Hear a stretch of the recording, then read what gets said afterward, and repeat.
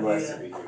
Wow, let's make them think. Glory be to God. Hallelujah. Hallelujah. Glory be to God. Amen. I am excited about my teacher. He's a teacher. He has been truly a man of God. I have witnessed him. I've always talked about it. I was teaching on the fruit of the Spirit. And everybody went home, but Deacon Charles, the only one that called me, said, "Man, this is hard." I said, "I know. And you got to practice it. As you continue to study it, you got to walk it." Amen. And I have truly seen the fruit of this man. I've seen the fruit of the Spirit, and I love him for who he is. Amen. Amen, somebody. Amen. Hallelujah. I just got thrown off for him because you look good, baby. You look good. Amen. Good God Almighty. I give God all praise, all honor. There's none like him. He is my heavenly Father. My Lord Jesus is my Savior. The Holy Ghost is my peace to keep me at peace.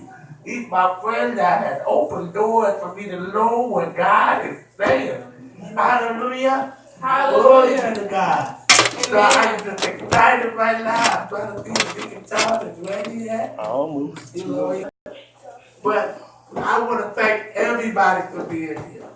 Thank you so much. Thank you. I am deeply honored. Thank you so much for being here. Brother Dan, I love you. I call you a friend because you are truly a friend of my friend. That is my friend as well as Slab cousin, Slab Deacon, Slab partner in construction, Slab good friend.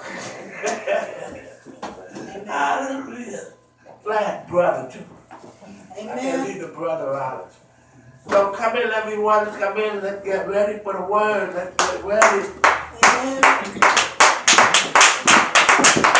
Let's get ready. Get ready. Hallelujah. I enjoy looking at this baby. It looks like a Christmas present wrapped up under a tree already. I said, good God Almighty. Say thank you. Look, I just want to get the Bible. He's sweat up there. So, hallelujah. Let's get our hand praise and Deacon Charles come forth with the word. Come on. Hallelujah.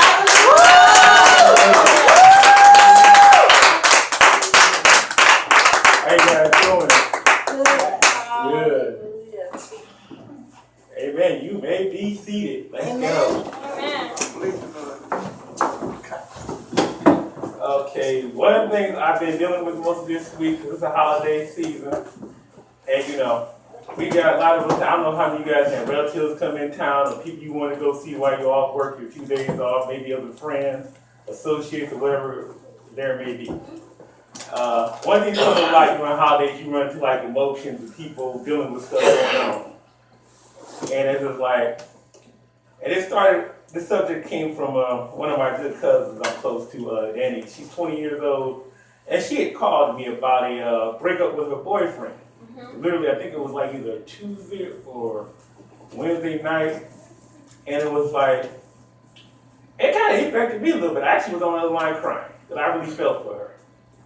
Because she would have called, and I'm talking about she would have against her own parents, against this other relatives who were down here about being with this guy, and suddenly just say, I guess she said he just doesn't say he know what he want to do. I'm just like, well, I told her, like, look, sometimes you can't be there, sometimes because they don't feel you got to separate from it.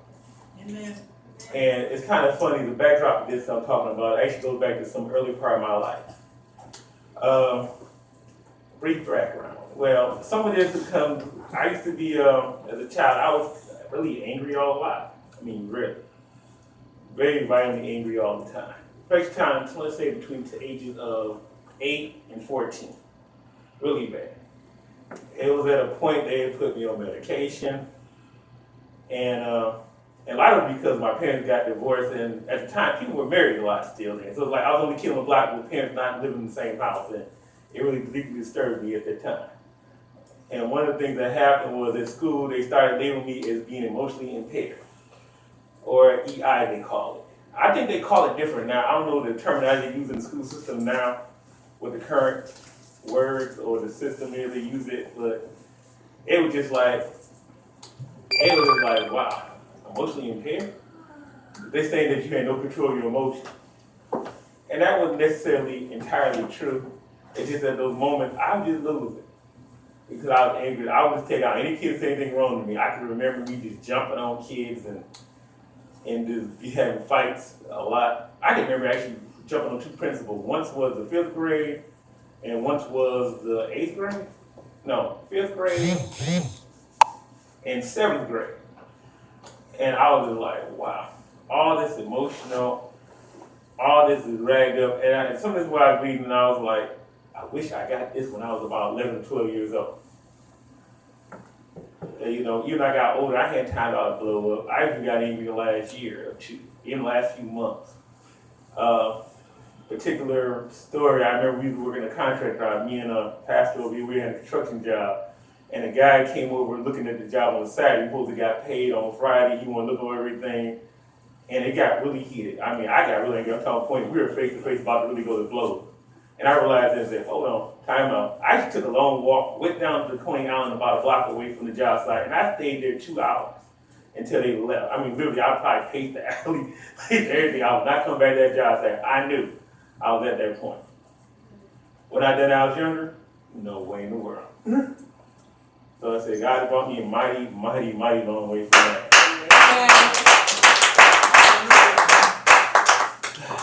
Okay. So one of the great things I handled was my wrath and my anger.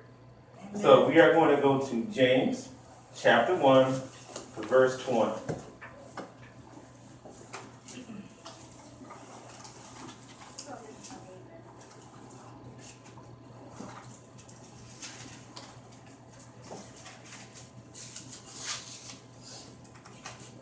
You can have it, say amen.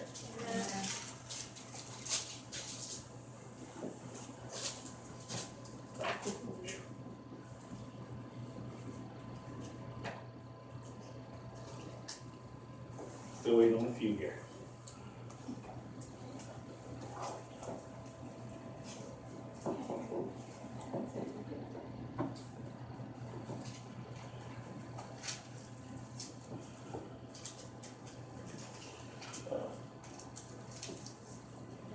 Amen. James chapter 1, verse 20, and it reads, for the wrath of the man worketh not the righteousness of God. Amen. So what righteousness of God is that being your wrath? And for me, I think I never understood that until I read that. I never understood exactly where that connected, how we started thinking back. And it was like, I can remember several times where if I probably kept my head on, I probably wouldn't have got suspended as much from school. I probably would have changed school. Who knows? Maybe some of the friends that did elementary school, I probably followed them all through high school just because some of them, I split off. I was in Catholic school in kindergarten and 6th grade. And most of the friends I split off from, I never really could see them again. I've seen maybe one or two. Where I was really close to a lot of them. I think because I got kicked out of school and go to school a whole different part of town, it changed things some.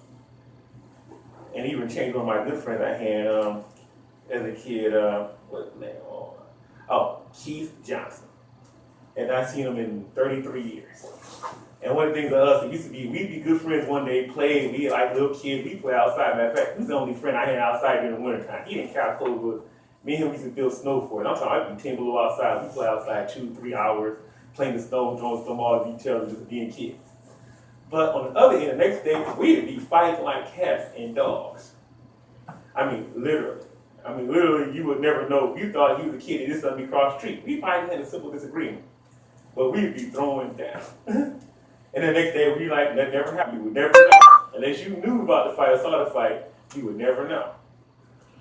And one of the things, I guess, because I didn't understand the time that the wrath really caused that was like, because what happened was one time we got into a really bad fight. This one, I think, we kind of pushed it over the edge, and our parents said, okay, y'all can't play each other no more.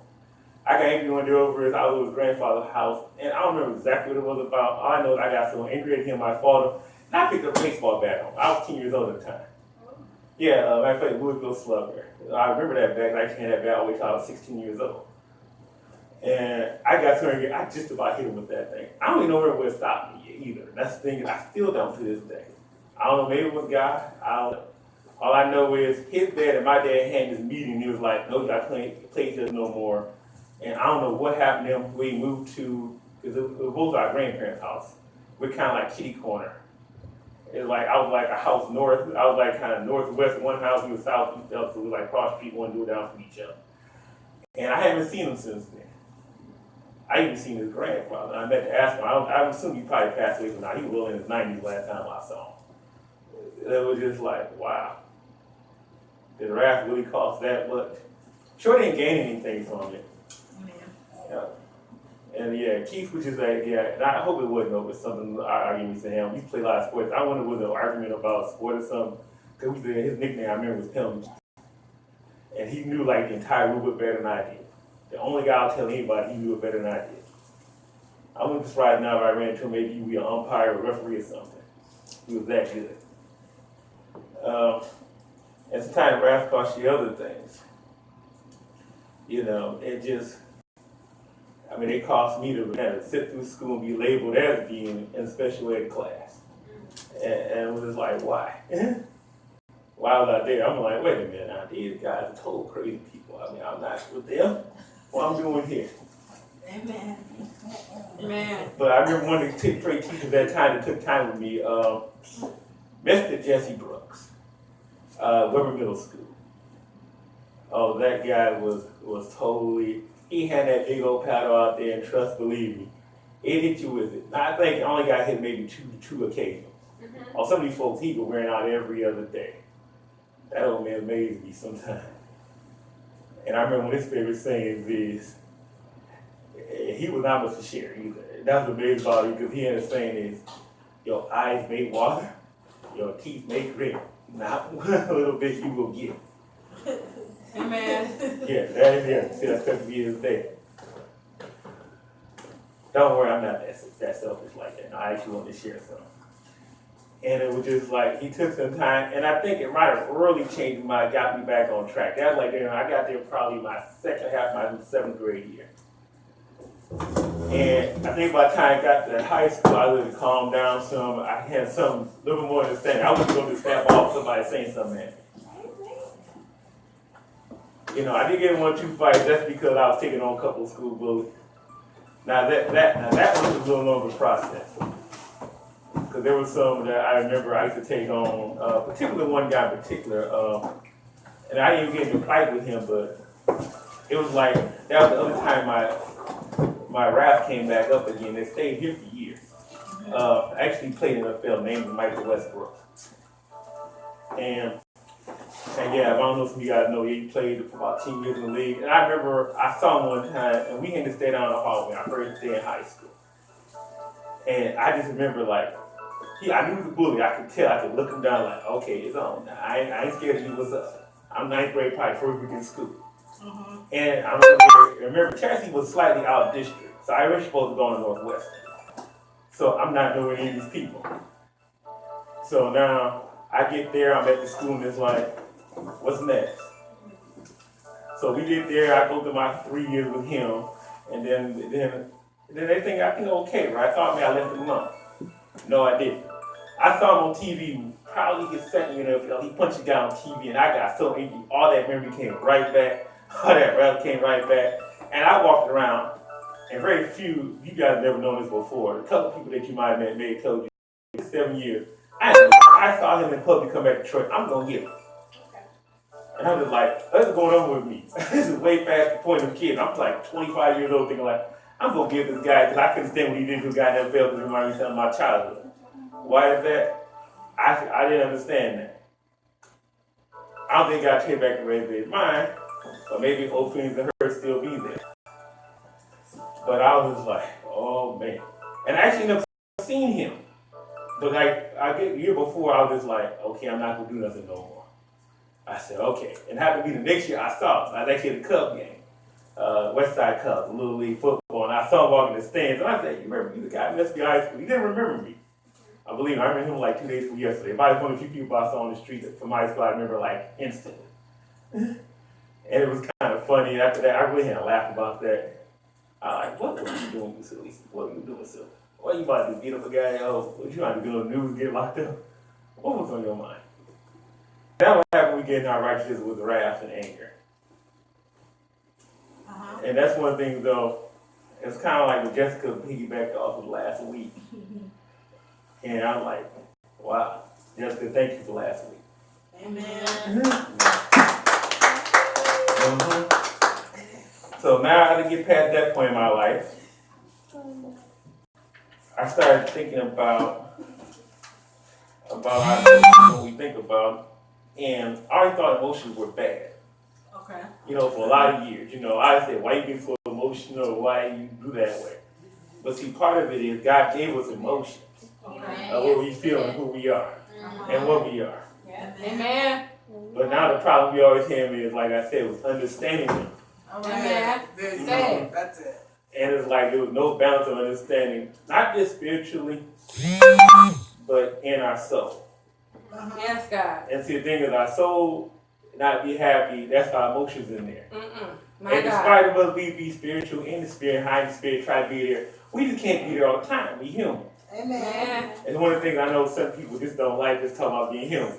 And I can bring their name up there in this room right now. But being spiritual is part of that. But if you don't understand your emotion, your soul hurt, like they say, your soul cries out. Yes, yes, Lord. Man, and if that cries out, it don't matter. You'll never be happy or satisfied. And that can be taken on several different things. That could be, like I said, that could be what you want to be, what you enjoy doing. You know, certain things like I go Thanksgiving weekend. I had some of my cousins. Some of them I've seen for the first time, the same scene in 5, 6, 7 years. And during it was on Wednesday night. I was over at my aunt's house, and I just had them all the teenagers in the room just talking. And for some reason, I don't know, I love my relatives, but some of their extra activities they do at Proudly Gathering, I can be around talking for a minute, but it's like, it's not the same like it was as a child. And it's kind of fun sitting there with the teenagers. We sit there, no alcohol, no smoking, no other stuff going on, just us and purely conversation. And you know, and it was a beautiful moment for me because we got to talk, we just talked everything. About boyfriends, girlfriends, life, school, we talk about the election, what's going to affect you, how you going to be able to make changes in it. What can you do about life now? And it's just a very beautiful, intelligent conversation. None of these people over 16 years old I'm talking to. But it was like, wow, this was fun to talk to some of these grown folks I deal with sometimes. And it was just like a fulfilling moment to my soul. I probably one of the happiest days I probably had the whole year. Not that I'll be happy most of the time as it is. I mean, but it was like that moment. That moment was like, it was a beautiful conversation with them. It was like, I got the feedback and forth with them.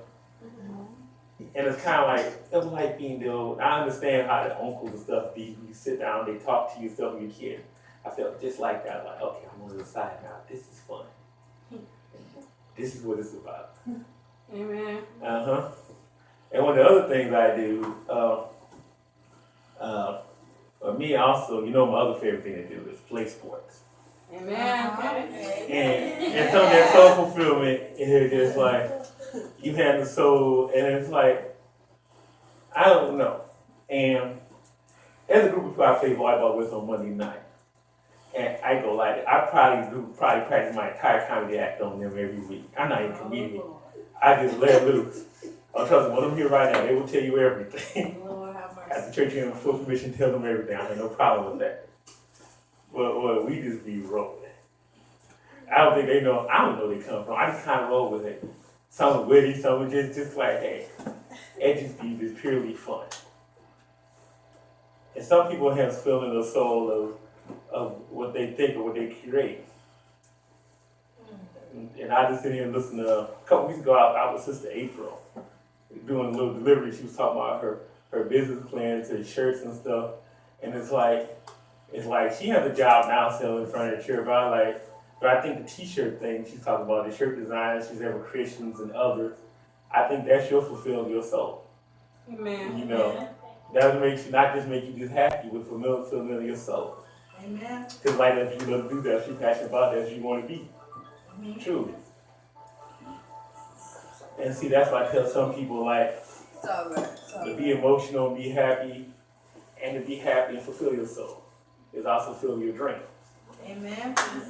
Amen. So now I'm going to go to the next scripture with this. This is 3 John chapter 1, verse 2.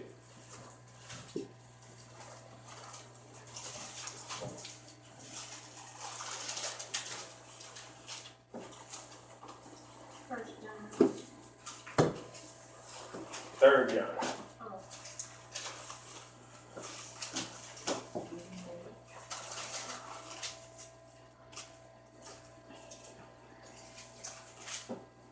Let me know you have it. Amen. Okay, as it reads. Beloved, I wish above all things that thou may prosper in health, even as thy soul prospers. Amen. Amen. And see, some of the health, we talk about your physical and spiritual well-being. Mm-hmm.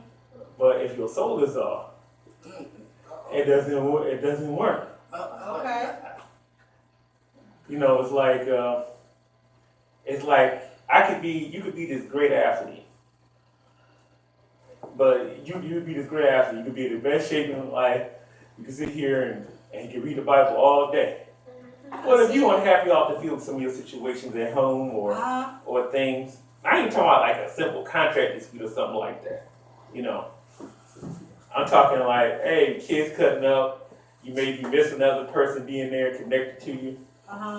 You know, it might be something happen like me when I was a kid. I actually love baseball.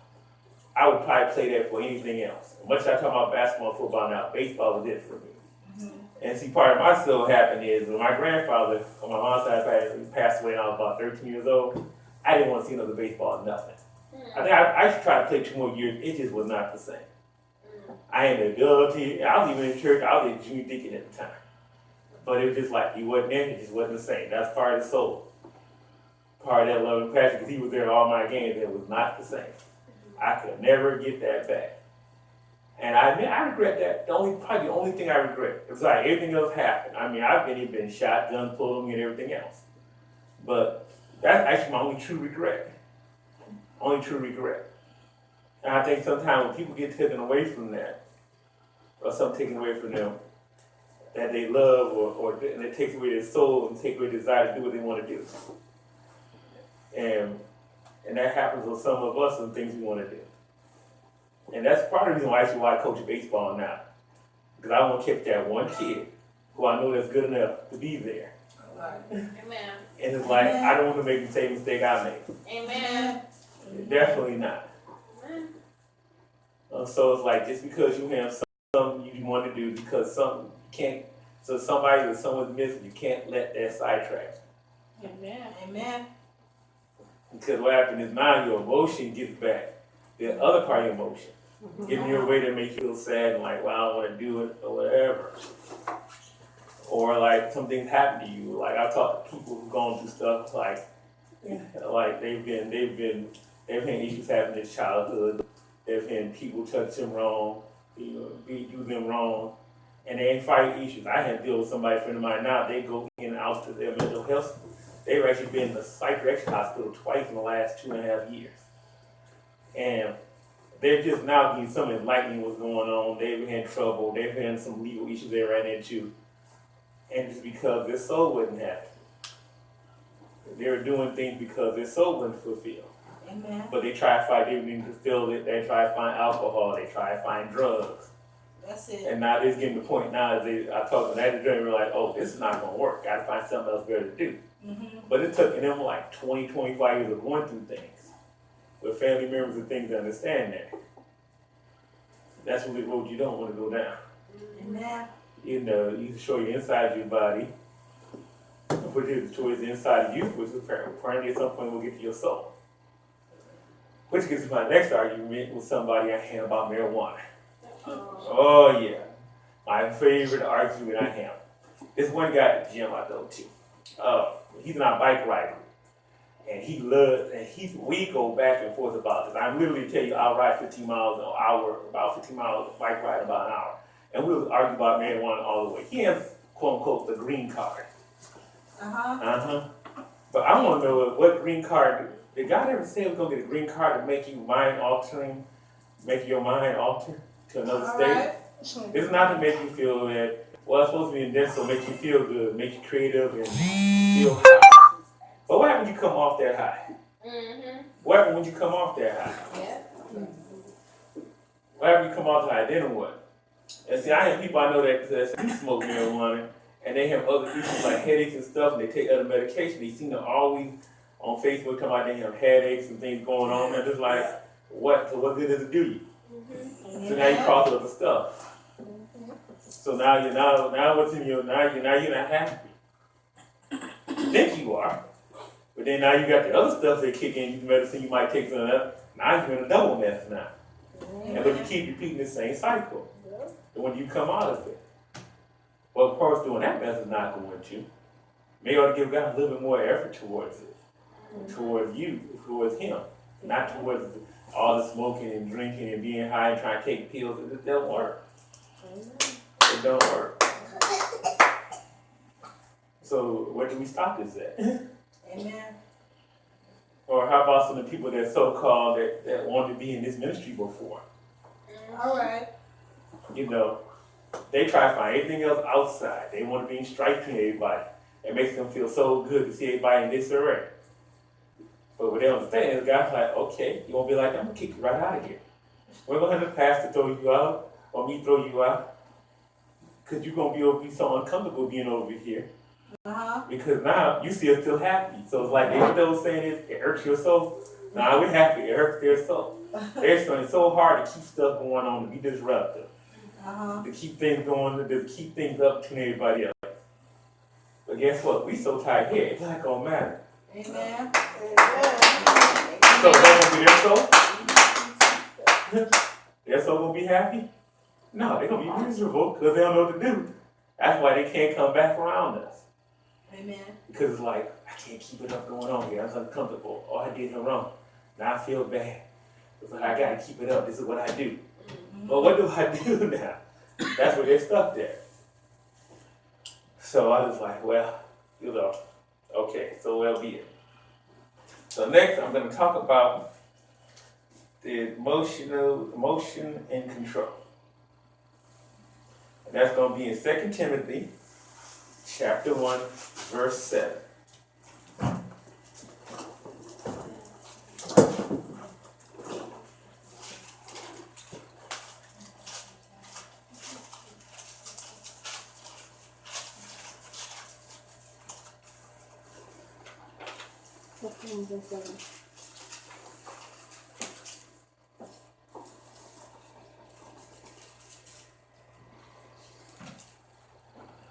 Let me know, say amen. We get that. Amen. For God hath not given us the spirit of fear, but the power of love and a sound mind. Amen. So we always walk around, people always run around scared, fearful. Like this is the last election. I remember Pastor called me the morning after the election talking about he saw two old guys, probably in their 60s and 70s, I guess, like the scripture gave me, fighting each other. Probably on the election results. You know, these people are so caught up in fear and scared of the election, of what happened. People talking about the world's coming to an end. I mean, literally about a day or two after the election, I was at the gym working out, and this lady, we were discussing about stuff. She's like, you're not scared, you're not getting your guns. They're going to come get us. I said, so, I don't know. And maybe that's because, unnecessarily, because of black, white, there's a fear factor there. Amen. A very unnecessary one. I mean, I actually have friends that are other cultures, not just white. Actually, my two best friends in high school is Armenian and Mexican. So it's like, I don't fear other cultures and nothing like that. All this taboo stuff they talk about, big deal. Amen. So now they're thinking, okay, Donald Trump in office, KKK gonna take over. But who really is in office? Who really is in office? Amen. I mean, we talking about this whole thing, and one of the things I watched last week, I watched the Saturday night skit about Donald Trump.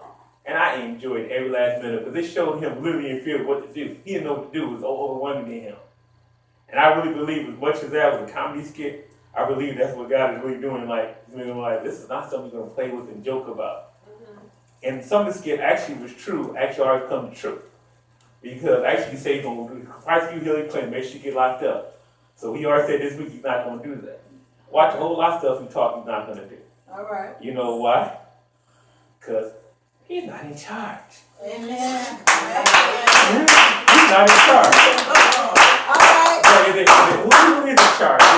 Is it Mike Pence? Well, no, he just is a little figurehead, but he's had to know how to run government a little bit better than Donald Trump, or a whole lot better. No, it's God. Amen.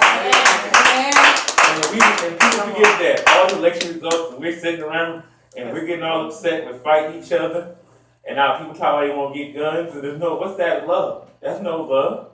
We got to hurt each other because we're scared. All right. What's that love? No sound mind. We got to control those emotions about that. Amen. Because now we're getting all worked up and upset. Like, we come to the end. No, the world, oh no, Donald Trump's going to do this, he's going to do this. What are we going to sit here? Well, we got 4 years in him. So we're going to sit there and cry and be scared and upset and angry? No. Wow. Come on. You know what? I watch the election results. It's okay to be disappointed. It's okay to be disappointed. I sat there, I woke up 3 different times that night just to watch the election results. I didn't believe he's actually going to win. You know, so bad, I don't even think he believes he's actually going to win. I mean, the guy, give him his credit. I'll give him his credit on one thing. He never hid nothing he is. He's always straightforward. And it's like, okay, told you what he is, you voted for him. So I understand why people go and loot in their own cities. I mean, I heard about Portland, Oregon, I'm just sitting there like, I can't watch all of this stuff. Come on now, y'all gonna burn your own cities down or what? You voted, half you guys didn't even vote. We still ain't 57% of this country didn't vote. All right. So you all scared and worried, well, you should have voted. Well, I guess many, like even give an example, like Colin Kaepernick, the guy that always takes the lead and didn't stand the national anthem. He gets there, he fussed, he cried, he didn't go vote. I don't want to hear him no more. I love the guy. I love what he did, but he didn't vote, so. But he didn't acknowledge God either. Say, okay, is God in charge? I still haven't heard it out of him. Matter of fact, this whole election, and you might notice for the first time ever, did you hear either candidate mention anything about God? That is so scary, isn't it? So they forgot who was in charge too. All right. So instead really watching, and I'm not gonna lie, I vote straight Democrat on my ticket. But I still look at this, if Hillary got off, would it have been much different? All right. Because now they've been like, well, now it's women in office, and they'd have been a fear about that. Oh, she's not strong enough, the world's gonna be the end. Right. And sad, America's gonna fall down to weak. Like what? Everybody forget about Great Britain, Margaret Thatcher? Okay. Somebody should use on Women's Day. Amen. Yeah. See, some of us have to understand that just because what goes on out there around the world, not just talking about politics, just period. Yeah, we live in Detroit. It's real sick. Things happen. Gee, I tell you, I've been victim of crime more than once in my lifetime. But I'm not going to sit in the house scared every day and watch news. I'm not going to come outside. Amen. I'm not going to do nothing. Right. Oh, definitely not me. I'm one of people, I don't care. Right. I'll go down the worst right all the way to the worst neighborhoods of the city. Don't even think twice about it. Jesus. Won't blink nothing. Because it's interesting I say this because I went with my buddy here in the back row, James, about a month ago to Flint. And he was having fun. We was going to little pretty parks in downtown. I was like, nah, man, this ain't complete unless we go through the hood. Till we go through the worst part of the hood. Or the burned down houses are.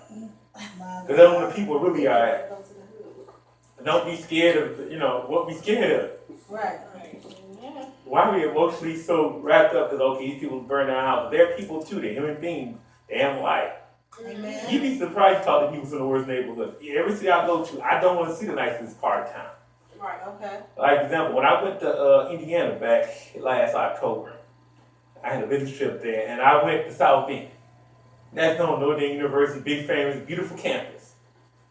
The Golden Dome. I mean, it looked like it laid out. I mean, I also had so much fun up there. I even wear my University of Michigan gear up in Notre Dame, Eden Place, Notre Dame, and didn't say a word, just looked at everybody, walked right in, stood there about 2 or 3 minutes, walked right out, just for fun. But even better than that, I actually went in the middle of the rundown part of South Bend. And it's right behind the college. You would never know it.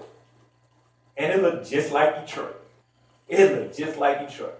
Little mini Detroit. I think South Bend's only about maybe 20 or so square miles. Very, very small city. About maybe 115,000 people. So we sit there and we're fear of what? We are all at some point the same. Our bank accounts may not always be the same. And our skin color may not be the same. But that's not what's important. What's inside and what God gives us. Amen. So what's all this fear about? What's all this emotion about you worked up? Well, this black person is bad, and this white person is bad, and then we sit around here and us as black or African American, we use this N word, but we okay emotionally when we say to each other, "Hey, it's okay, yeah, homie, what's up?" And so somebody not black or white or other says to us, we ready to fight and get all worked up. True. So why don't we care when we say to each other? All right. That's supposed to mean a dirty word. Right. So that's what it says. It doesn't say black or white in there. No. So it should be the same no matter what. Amen. So why do we emotionally get riled up on things like that? Why do we get riled up on he said, she said, on rumors? You know, or gossip, or this crazy stuff. That's why I don't watch Empire. So I had to send some of y'all show. I can't do it. I can't do it. I can't do it. It's like there's so much unnecessary drama up. And see, now that gets to your soul become part of your life. And see, I don't want that part of my life. Amen. I mean, personally, I understand you guys like watch TV. I just don't watch a lot of stuff on TV other than sports. I understand there's few shows I do watch, but I understand some of the effect it'll have on you. And watching Empire, no, I can't do it. All right. It literally, that show literally does hurt myself. I didn't watch it. They actually watch it one time, like, I did it once. Couldn't do it. And I understand how you do it. And you know, I find like a lot of people about dealing with all this stuff. Amen. Things are gonna happen anyway. And see, that's why I say in this verse, things happen. That's why you're able to deal with stuff a lot better than I used to. And no, I don't do it always perfectly.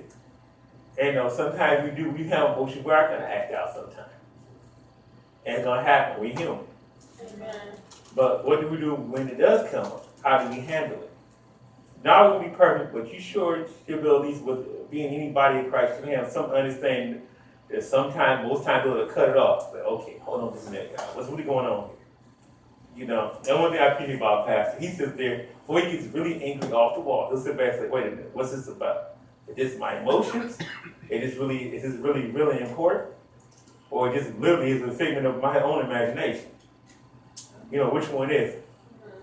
How do we react and receive stuff? All, not just personal perception, but he didn't look at his own perception a lot. And that's one of the blueprints I try to run off of. Just because it's something that makes you feel a certain way. Is it just for that moment? Or is it actually your ongoing, is something going to be an actual real problem we have to deal with and address? Or is it something I just feel and maybe I better see what the results are? That's why sometimes you can't be too quick to just say, oh my goodness, this is wrong, this is terrible, this is what you got to say, okay. Is this my emotions? Or is this really a situation I have to be dealt with? So I'm going to leave you guys here and say, hey, just think, your mind, body, and soul. Amen. So I guess the next one will probably, I'll go a little deeper with some of this emotion stuff, but the next one will be talking about your health. That'll be January 29th. Amen, I'm sure.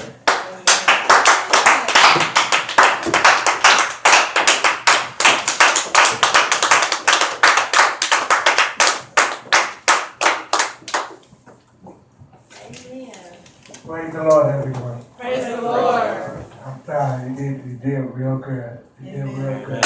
Amen. You did real good. We must understand that let it make man and how is it. And so God made man, but God at that time also that man is alone. So he made a woman. Everything God was doing, he made out of emotion. He made out of emotion.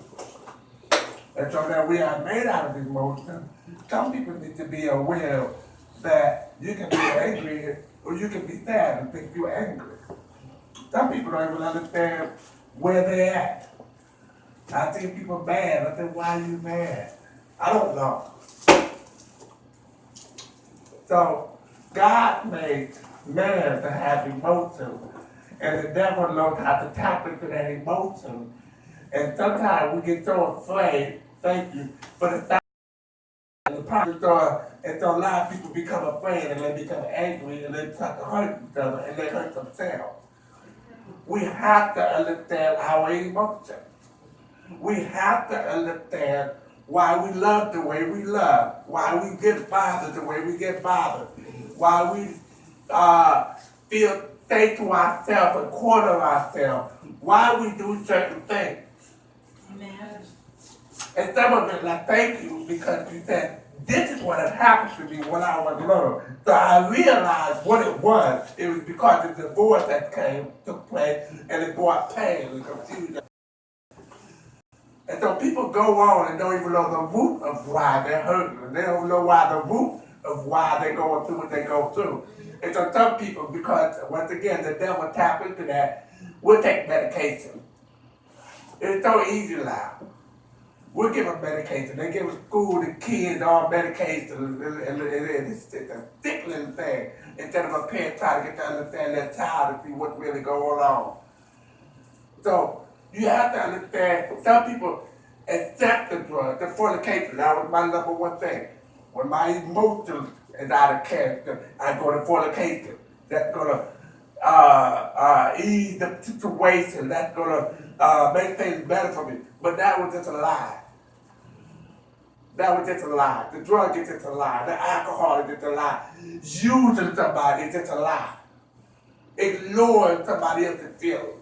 It's just a lie. It's a lie because all you do is what you planted, you do also reap. And so you have to be careful of your emotions. You must understand, why do I feel this way? Amen. So God said, I have an answer for you. Keep this mind in the heavenly places. Amen. Peace is passing all understanding. And if I can have peace, I can try to get an understanding why I go through what I go through.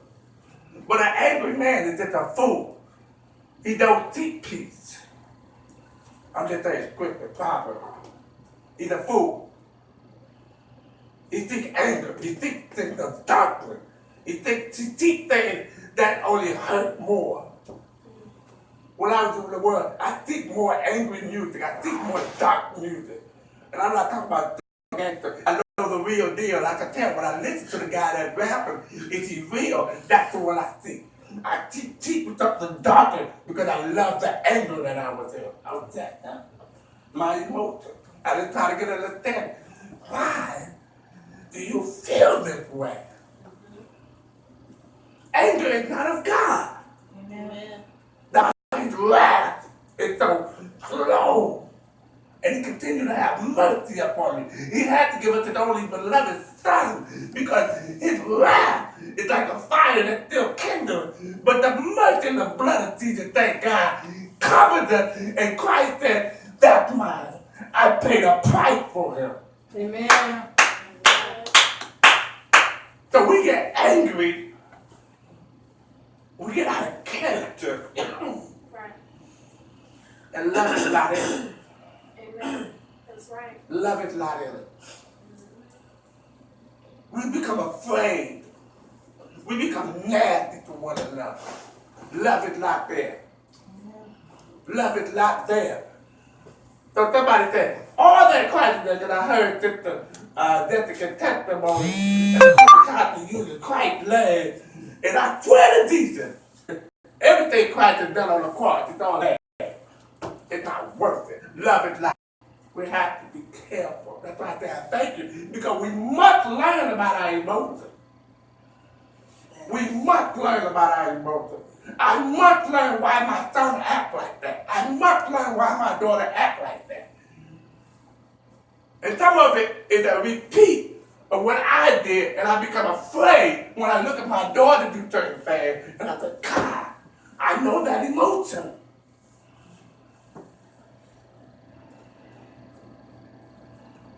Deacon and my daughter went and they spent time together on Thanksgiving. And he said, that is your daughter. She's just like you. All that foolish and everything, she just separated stuff and just think to herself. Just like you. I said, I'm praying.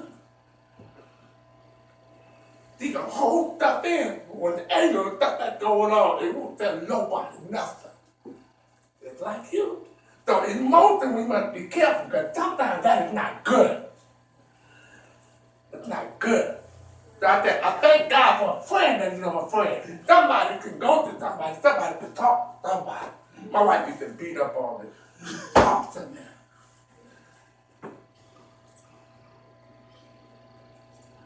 So we have to understand our emotions. Why do we get upset? What am I upset about? Oh my goodness, that's really unnecessary.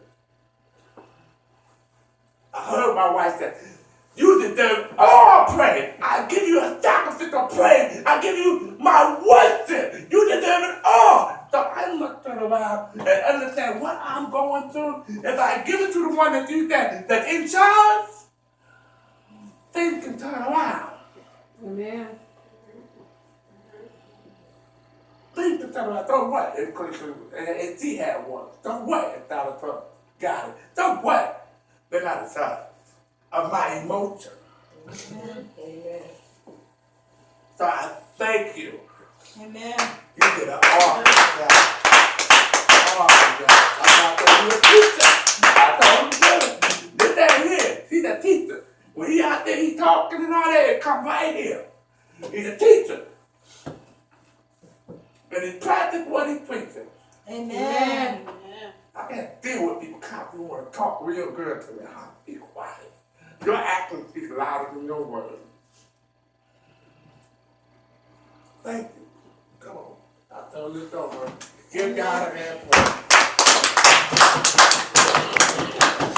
Amen, amen. We're going to get ready to